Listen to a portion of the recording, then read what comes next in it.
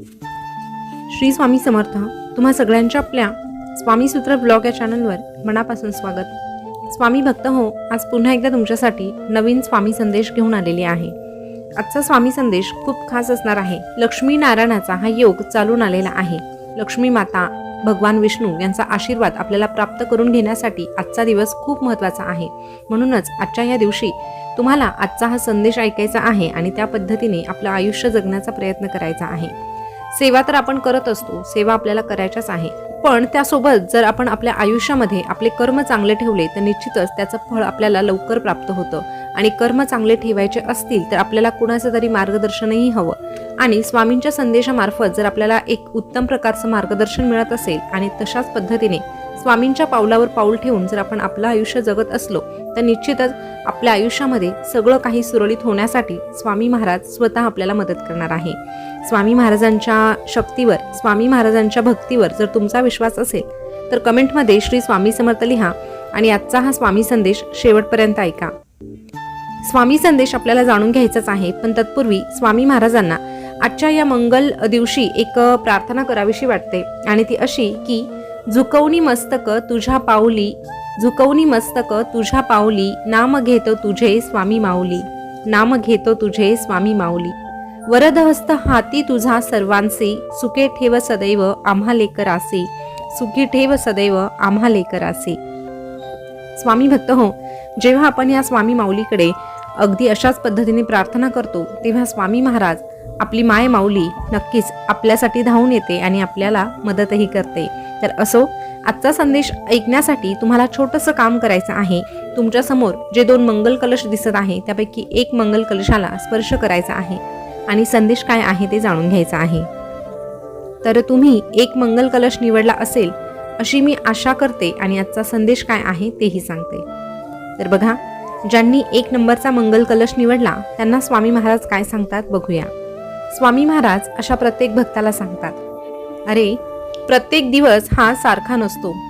सुख आणि दुःख हे कालचक्र असतं आणि हे कालचक्र नेहमी चालूच असतं, ते कधीही थांबत नाही. म्हणून कोणत्याच दिवशी तू खचून जाऊ नकोस. एक मात्र लक्षात ठेव, दिवस जरी सारखे नसले तरीही प्रत्येक दिवशी तुझी ही माय माऊली, तुझी ही स्वामी माऊली तुझ्या सोबत आहे, हे तू कधीही विसरू नकोस. प्रत्येक गोष्टीची वेळ निश्चित असते, ठिकाणही निश्चित असतो. तू कुठेही जात नाही रे, तुला तर नेलं जातं. कारण हा खेळ जो तुला तुझा वाटतो, हा जो तुला तुझा वाटणारा खेळ आहे ना, तो तुझा नसतो, तर तो नियतीचा असतो. म्हणून काही गोष्टी नियतीवर सोड. पण हो, जर तुला आमचा आशीर्वाद हवा असेल आणि आमचा आशीर्वाद जर तुझ्या पाठीशी असेल तर वेळ काय, नशीबही बदलेल. नशीब देखील बदलायला वेळ लागणार नाही.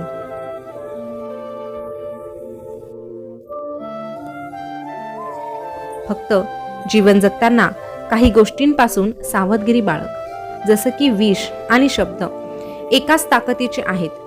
विष म्हटलं तर विषाचा एक थेंब शरीरात गेला तर तो जीवन संपवतो आणि गैरसमजुतीचा एखादा शब्द जरी कानात शिरला तर तो नाती गोती संपवतो.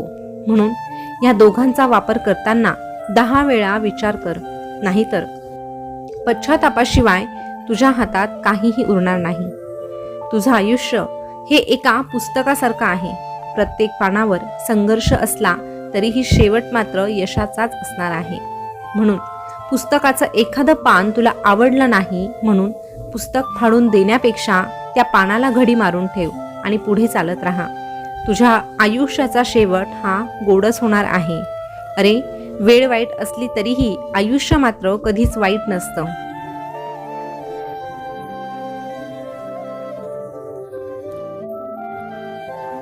हे आयुष्य जर तुला आनंदात घालवायचं असेल तर आमचं नामस्मरण करत राहा.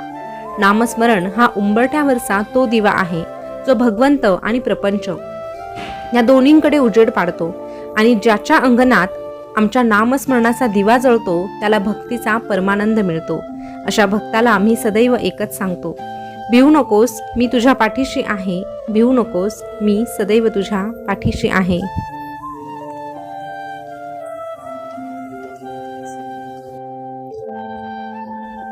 स्वामी भक्त हो, आता ज्यांनी पुढचा मंगल कलश म्हणजेच 2 नंबरचा मंगल कलश निवडला आहे त्यांना स्वामी महाराज काय सांगतात बघूया. स्वामी महाराज अशा प्रत्येक भक्ताला सांगतात, अरे आमची किमया न्यारी आहे. तुझ्या या स्वामीची किमया फार न्यारी आहे. सृष्टी निर्माण करणारा तुझा हा ब्रह्मांड नायक अदृश्य आहे. जग पाहण्यासाठी तुला दृष्टी दिली आहे, पण जर तुला या ब्रह्मांड नायकाला पाहायचं असेल तर तुला मात्र डोळे बंद करावे लागतील. डोळे बंद केल्याशिवाय तुला आमचं स्वरूप दिसणार नाही. म्हणून डोळे बंद करून आणि अंतर्मनापासून आम्हाला शोधण्याचा प्रयत्न कर.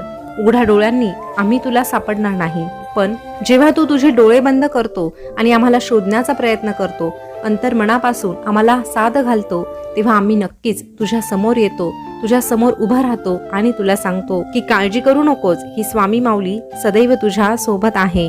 अरे तू कोणाचं कधीही वाईट करू नको, कोणाबद्दल साधा वाईट विचारही तू करू नको.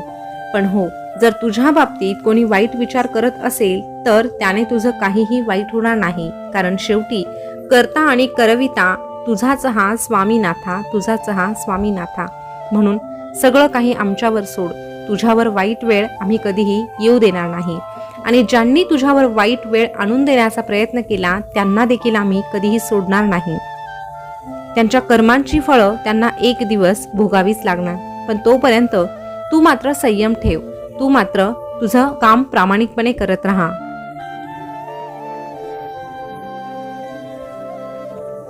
अरे दीर्घ उद्योगाने व चिकाटीने अखेर यश लाभतच असते. कोणतीही गोष्ट चुटकीसरशी एका दिवसात होऊ शकत नाही. म्हणून प्रत्येक गोष्टीमध्ये सातत्य असणं गरजेचं आहे, विश्वास असणं गरजेचं आहे. म्हणून तुझ्या कामात सातत्य ठेव आणि आमच्यावर आणि स्वतःच्या कर्मांवर, स्वतःच्या कर्तृत्वावर, स्वतःच्या प्रयत्नांवर विश्वास ठेव.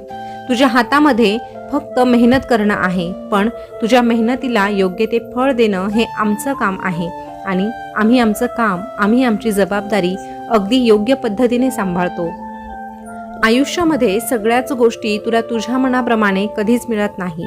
म्हणून आयुष्यात जे मिळालं नाही त्याचा विचार करत बसण्यापेक्षा जे मिळालं आहे त्याच्याकडे आनंदाने बघायला शिक. मग आपोआप तुझ्या लक्षात येईल की तुझ्याजवळ जे आहे ना ते कदाचित इतरांचं स्वप्न आहे. म्हणून जे काही तुझ्याकडे आहे त्याचा अभिमान बाळग, त्याची काळजी घे आणि त्याला जपण्याचा प्रयत्न कर. तुझ्या अंतरात्म्यात सदैव तुझी ही स्वामी माऊली राहत असते.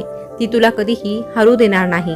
या कलियुगामध्ये तुला कधीही ती एकटं सोडणार नाही. जी झुंज तू स्वतःशी आणि तुझ्या मनाशी खेळत असतो ना, त्यामध्ये मार्ग दाखवणारी ही तुझी स्वामी माऊली सदैव तुझ्या सोबत राहणार आहे. अरे दुनिया कशीही असू दे, फक्त तू आमच्यावर विश्वास ठेव. लोकांचा अतिविचार करू नको. जोपर्यंत लोकांना तुझी गरज आहे तोपर्यंतच लोक तुला किंमत देणार. म्हणून स्वतःला एवढं बळकट बनव की प्रत्येक वेळी लोकांना तुझी गरज भासली पाहिजे. पण हो, जर तुझ्याकडे कोणी मदतीचा हात मागत आहे तर त्याचा गैरफायदा मात्र तू कधीही घेऊ नकोस. होता होईल तितकी इतरांना मदत करण्याचा प्रयत्न कर. पण जर तुला मदत करता आलीच नाही तरीही हरकत नाही, पण दुसऱ्यांचा छळ मात्र तू कधीही करू नकोस, कारण आम्ही आमच्या भक्तांचे कर्म देखील बघत असतो. एखादा भक्त आमच्या समोर हात जोडत असेल आणि पाठीमागे दुसऱ्याचा छळ करत असेल तर अशा भक्ताची भक्ती आमच्यापर्यंत कधीही पोहोचत नाही. म्हणून तू तुझे कर्म चांगले ठेव आणि मनापासून एखाद्या गोष्टीसाठी प्रयत्न कर. तुझ्या प्रयत्नांना यश देण्याचं काम आम्ही करू.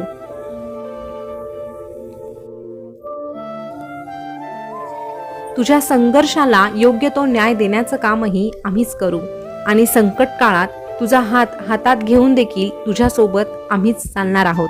फक्त तू मनापासून आम्हाला हाक मार आणि सदैव आमचा हो. जो नामस्मरण करतो, आमची भक्ती करतो, आमच्याशी एकरूप होण्याचा प्रयत्न करतो, अशा भक्ताला आम्ही कधीही वाऱ्यावर सोडत नाही. अशा भक्ताला आम्ही एकच सांगतो, भिवू नकोस, मी तुझ्या पाठीशी आहे. भिवू नकोस, मी सदैव तुझ्या पाठीशी आहे.